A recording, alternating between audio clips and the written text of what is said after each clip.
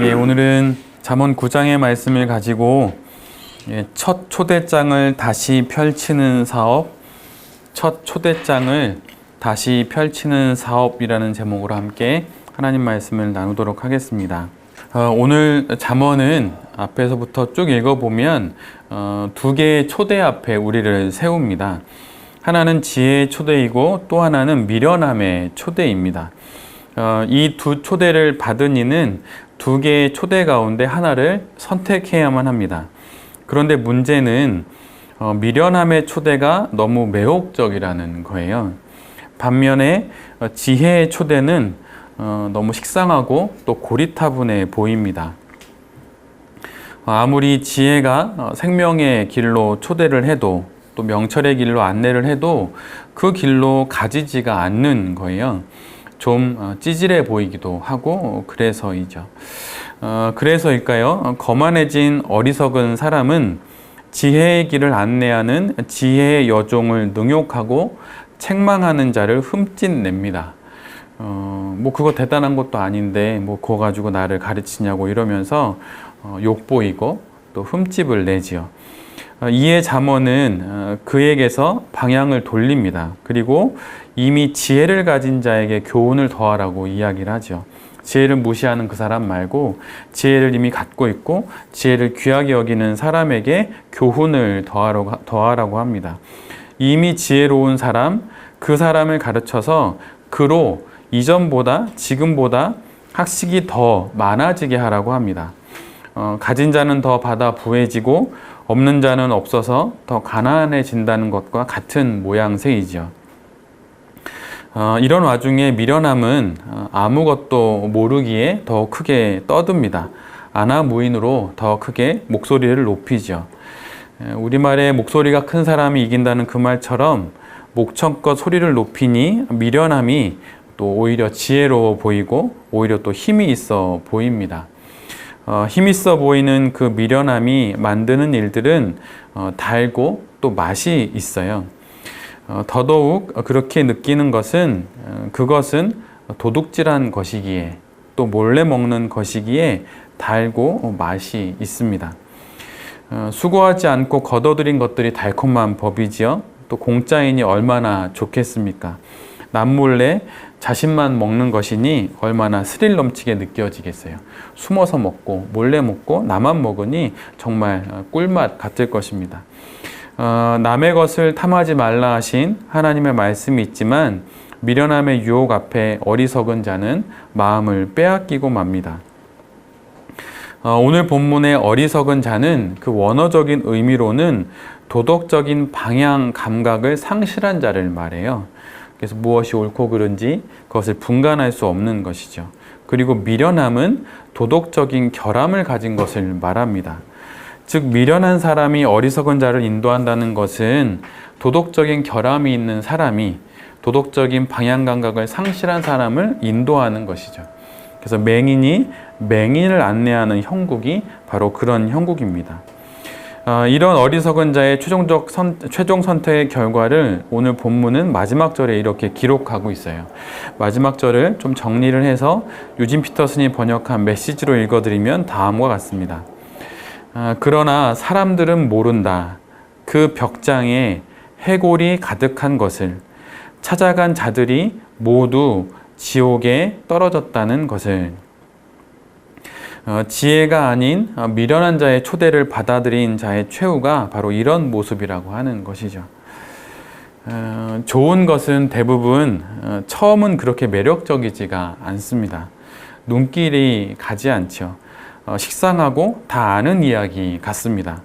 그러나 처음이 좋은 것이 아니라 끝이 좋은 것이 대부분 좋은 것일 때가 많이 있습니다.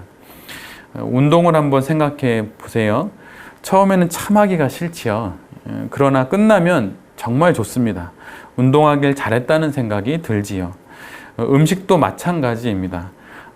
갈증이 날 때 탄산음료를 한 잔 쭉 마시면 처음 먹을 때는 좋지만 끝에는 갈증이 더 심해지지요. 인터넷 게임도 마찬가지입니다. 시작하기 전까지 막 흥분에 들떠서 하면 좋겠다 생각하고 또 시작하면 신납니다. 또 하면서도 좋지요. 그러나 결국 마지막에는 허탈합니다. 시간을 허비한 것 같아서 후회 막급이죠. 그래서 결과에서 뒤돌아 보아서 과정을 그리고 시작을 살펴봐야 합니다. 예상은 하지만 확신할 수 없는 성과 또 결과의 성취 유무와 별개로 모든 일이 끝나고 난 뒤에 모든 일을 다 마친 뒤에 뒤돌아 보았을 때 지금 하고 있는 일이 내게 어떻게 남을지를 생각해 봐야 하는 것이죠. 그 생각의 결론으로 끝이 좋은 것이 결국은 좋은 것입니다. 사업의 기회들이 우리에게 초대의 모습으로 올 수 있습니다. 그러나 그중 쓸모없는 초대는 떨어내야 합니다. 완두콩과 같은 그 콩들을 까다 보면 간혹 이렇게 떨어지지 않고 콩깍지 안에서 이렇게 한두 개 붙어 있는 게 있잖아요. 근데 이를 두고 어느 시인은 이렇게 말했어요. 덜 떨어진 놈. 이렇게. 떨어져야 하는데 떨어지지 않고 매달려 있는 그런 걸 보고 덜 떨어진 놈이라고 이렇게 말했다는 거죠. 내 사업에 쓸데없는 초대는 떨어내야 합니다. 아직 덜 떨어진 것들이 있다면 그것을 떨어내야 하지요. 그리스도인으로서 우리가 사업을 하는 이유, 목적, 그리고 뿌리는 무엇인가요? 그것은 여호와 하나님이에요. 좀 식상하지요? 그러나 이것이 뿌리입니다. 이것이 우리가 받은 최초의 초대장이지요. 제가 선교사님의 그 영상을 보면서 그런 생각이 들었어요. 예전에 제가 염혜학교 이야기 한두 번 해드렸는데 이 공간의 한 3분의 2 정도 되는 대림동 지하에서 자유토 학교라고 북한 학생들을 위한 야학을 시작을 했었습니다. 근데 야학을 가르치면서 그 북한에서 오신 어머님들이 당신은 배우지 못해서 이렇게 거기서 그 기사식당이나 뭐 해장국집에서 뚝배기 나르지만 당신들의 아이들은 좀 가르쳐 달라는 거예요. 당신하고 좀 다르게 살기를 원하는 마음에. 그래서 이제 그 아이들이 학교를 가야 하는데 아이가 학교를 가면 적응을 잘 못하는 거예요. 또 학교를 가려 할 때 나이가 20살, 한글도 모르고. 그래서 그런 필요가 생겨서 이제 학교를 세우게 된 것입니다. 염혜학교를 세웠죠. 염혜학교를 세워서 아이들을 이제 1, 2, 3학년 고등학교 과정을 마쳐서 검정고시를 또 시켜서 초등학교 학력 갖추고 중학교 학력 갖춰서 고등학교 1, 2, 3학년 마쳐서 이제 대학을 보냈는데 대학을 보내면 끝날 줄 알았어요. 근데 대학을 졸업을 못하거나 아니면 대학을 졸업해도 직장 가기가 어려운 거예요. 그 다음부터 한 것은 직업을 알선해주기 시작을 했어요.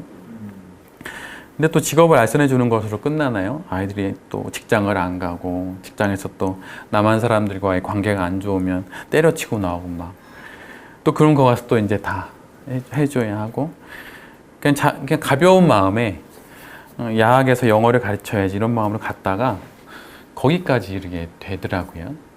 선교사님의 영상을 보면서 그리스도인들은 이렇게 사는 건가? 이렇게 작게 시작했다가 이렇게 자꾸 넓어지는 건가? 이런 생각을 해보게 됩니다. 우리는 그 와중에 사업을 하지요. 근데 내 사업을 통해 선택이 불가능하고 또 태어나서